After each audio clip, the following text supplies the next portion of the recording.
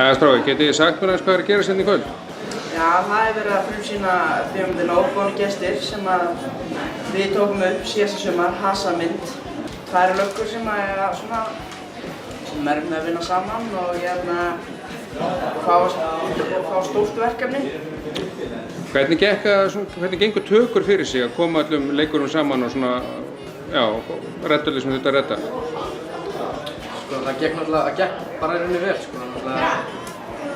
Ekki styrjunarnir á þessu við. Það lítið máli á leiði eða eitthvað slíkt, sko.